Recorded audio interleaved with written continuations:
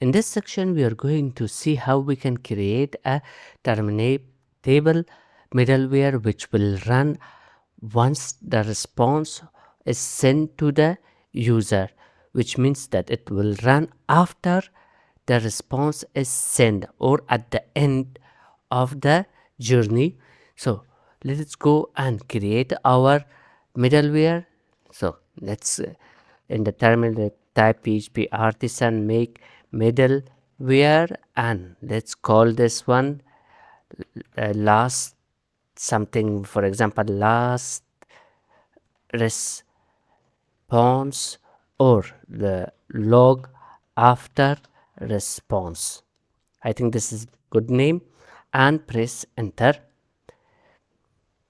Okay, our middleware has been created. Now let's go inside our middlewares folder and click log after response middleware.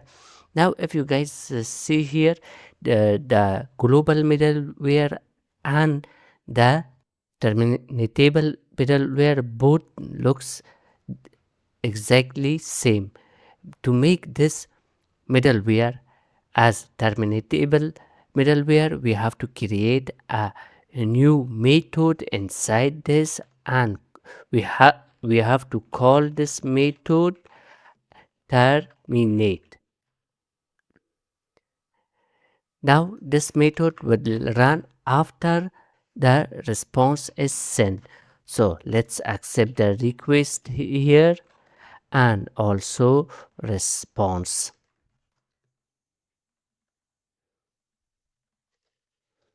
And it will not return anything, so we will just call it void.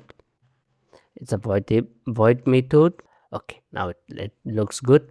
Now let's add same things that we wrote inside our global middleware to our terminable middleware. So let's copy this and paste it in here. Let's add our log class also, and finally let's register this. So auth.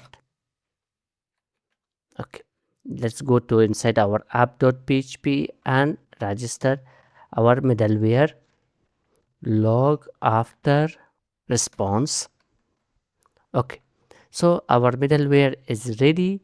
Now let's comment the global middleware so we can see the difference between global and terminatable request. So let's go to the browser, and in here first of all let's click the categories, brands, then products.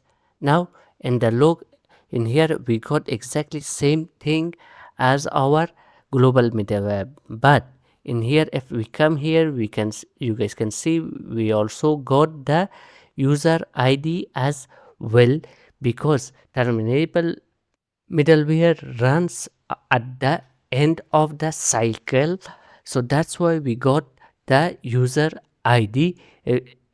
If I go and comment the terminatable middleware and uncomment the global middleware, remove everything, go back, click the category, brand, product, and check here. As you guys can see, all the user IDs are empty because global middleware runs at the beginning of the cycle and terminatable middleware runs at the end of the cycle. So that's the reason that we get the user ID from the terminatable middleware. And to prove the point, let's go cut this down and paste it below the terminatable middleware, and let's comment this out. Type here log : info from global middleware, and let's add this one, comment this one also, paste it here from terminable middleware. Okay, now even I have registered the terminable middleware first, then the global middleware. Now let's clear our logs and see which middleware runs first. So let's go click the categories. Now let's go back.